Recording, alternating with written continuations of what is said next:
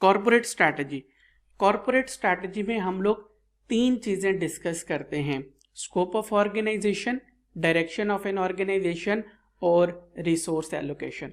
Scope से क्या मुराद है कि हमारी प्रोडक्ट रेंज क्या होगी। एक कंपनी है, उसकी प्रोडक्ट रेंज क्या है कि वो रेलवे सर्विसेज भी प्रोवाइड करते हैं, बस सर्विसेज भी प्रोवाइड करते हैं और टैक्सी सर्विस भी प्रोवाइड करते हैं। 3 चीज़ें तय की जाती हैं कॉर्पोरेट स्ट्रैटेजी में। Number 1 scope of organization, number 2 direction of an organisation और resource allocation among different SBUs। मेरा एक SBU ये है, एक SBU ये है और एक SBU ये है। मुझे इस पे कितने रिसोर्सेज लगाने हैं, इस पे कितने लगाने हैं, इस पे कितने लगाने हैं, ये तय किया जाता है। स्कोप ऑफ ऑर्गेनाइजेशन से क्या मुराद है कि हमारी प्रोडक्ट रेंज जो है वो कितनी क्या क्या होगी, हमारी प्रोडक्ट रेंज क्या होगी।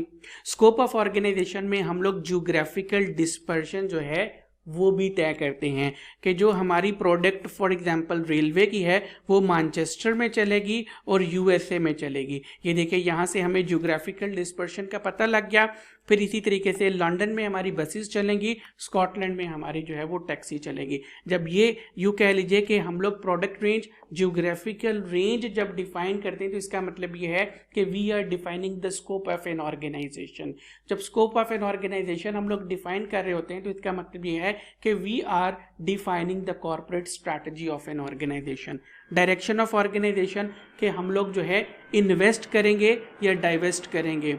अब हम लोग इन्वेस्ट कैसे करेंगे, ग्रोथ ऑर्गेनिकली हम लोग ग्रो करेंगे या इनऑर्गेनिकली जो है हम लोग ग्रो करेंगे। 3 चीजें डिस्कस की जाती हैं, scope of an organisation, direction of an organisation और रिसोर्स एलोकेशन। स्कोप में क्या है, हम अपनी प्रोडक्ट रेंज जो है वो डिफाइन करते हैं, ज्योग्राफिकल डिस्पर्शन जो है वो तय करते हैं। डायरेक्शन में क्या है कि हमने आगे बढ़ना है तो कैसे बढ़ना है, हम लोग फर्दर इन्वेस्ट कर रहे हैं या डाइवेस्ट कर रहे हैं। और अगर हम लोग इन्वेस्ट कर रहे हैं, अपनी इन्वेस्टमेंट बढ़ा रहे हैं, तो हम लोग क्या ऑर्गेनिकली ग्रो करेंगे या इनऑर्गेनिकली जो है वो ग्रो करेंगे। अभी इन टर्म्स को लेकर के हमें परेशान होने की जरूरत नहीं है, क्योंकि इन्हीं टर्म्स को हम लोग चैप्टर नंबर 6 में जाके फर्दर एक्सप्लोर करने वाले हैं। और रिसोर्स एलोकेशन के बारे में मैंने बता दिया कि हम लोग जो है वो SBU A पे कितना लगाएंगे, बस सर्विस पे कितना लगाएंगे,